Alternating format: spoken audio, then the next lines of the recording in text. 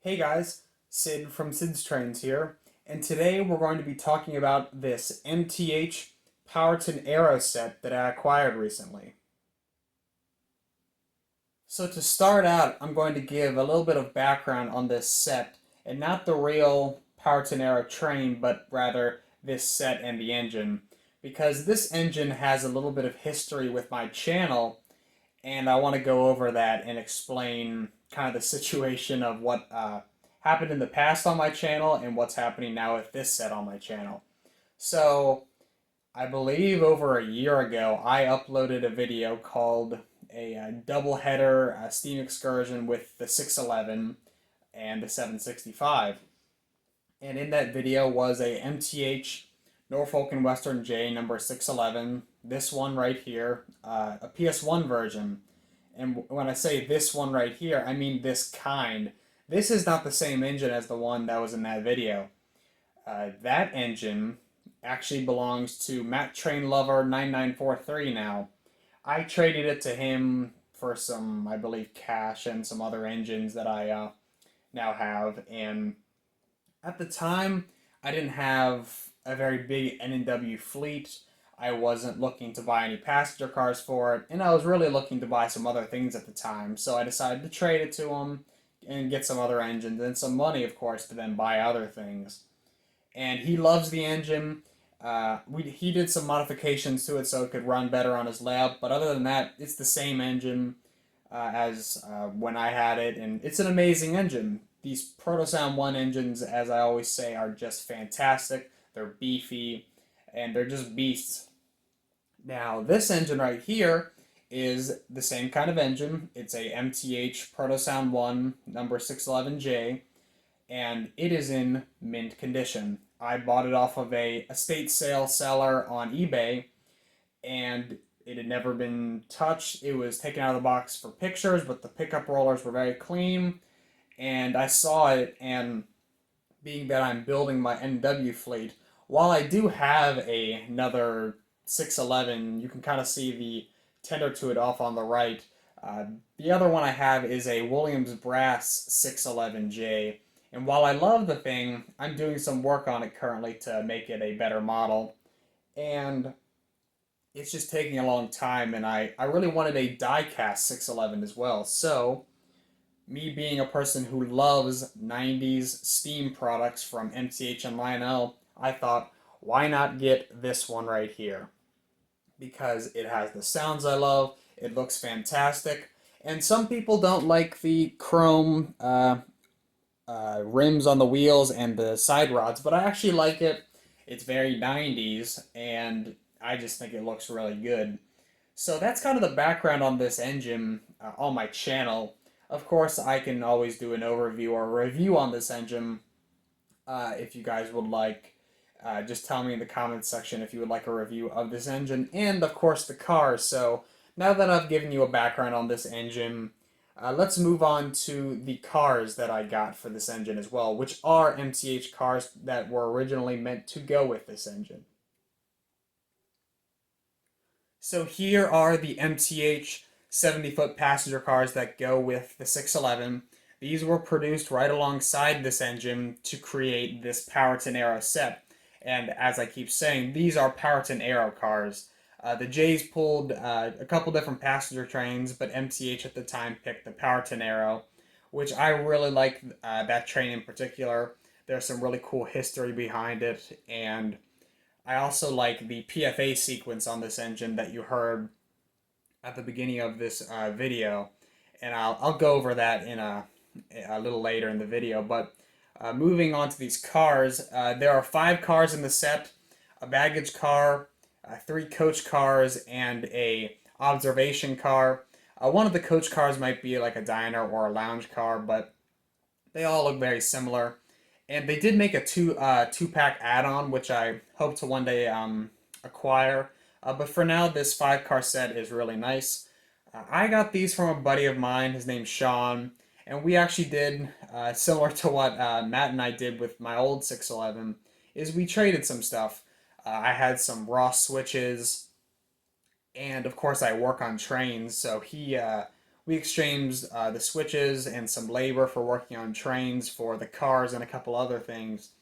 And they are very nice cars. They are not in the best condition. They're not mint like the engine, but they are very presentable. I've cleaned them up some.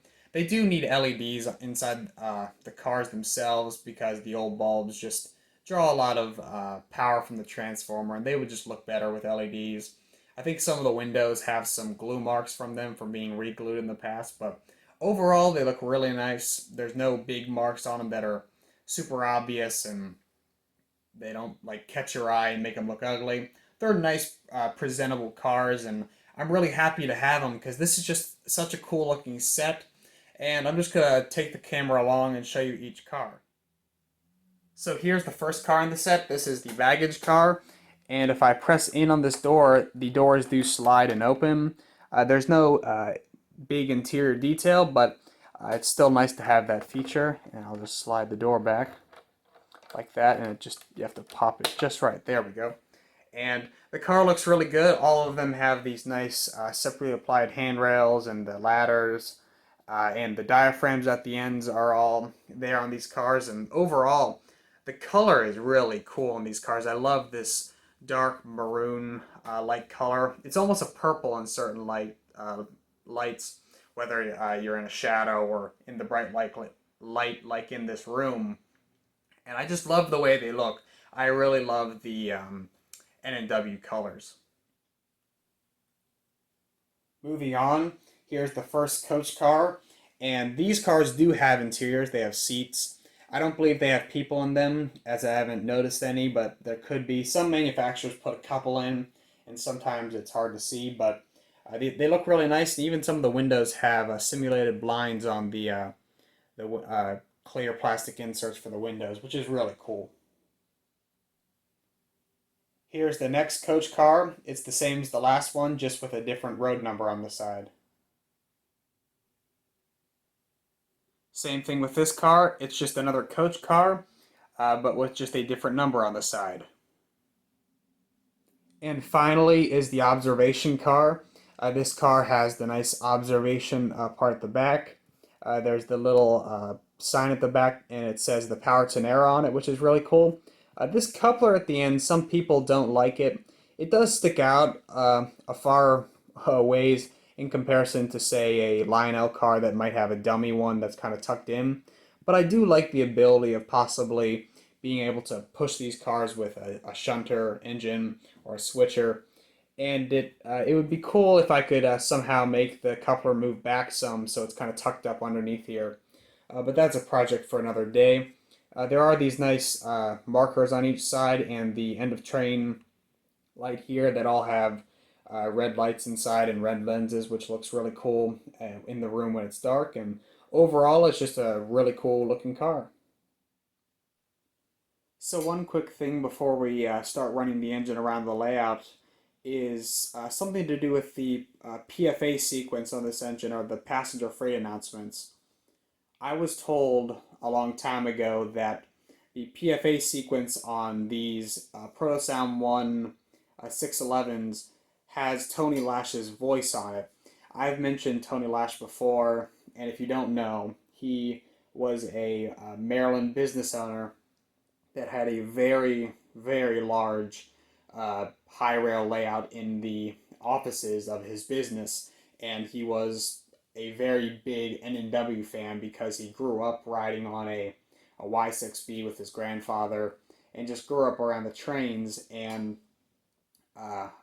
it would kind of make sense that he actually recorded the PFA sequence for MTH because he was great friends with Mike Wolf at MTH.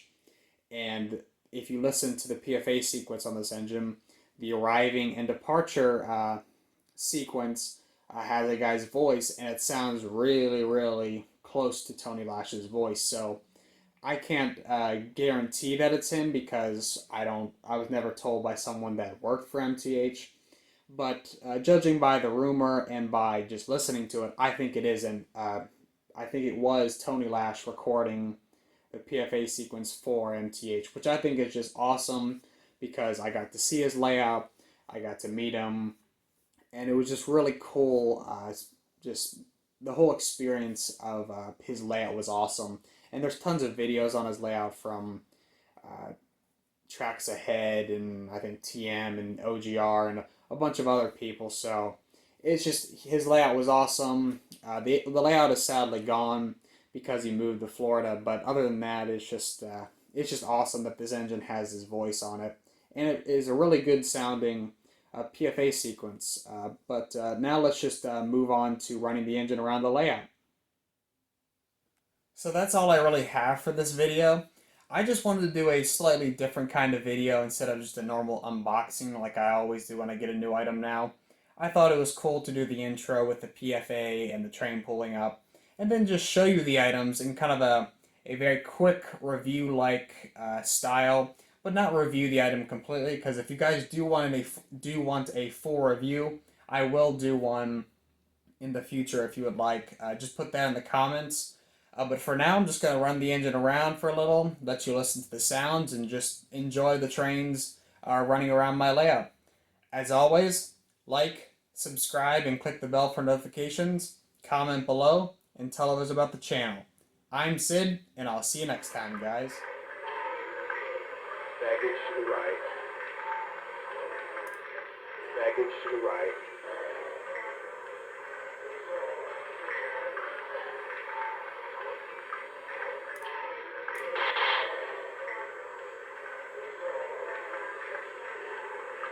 Now departing from Christiansburg on track 1, train number 25, the Powhatan area.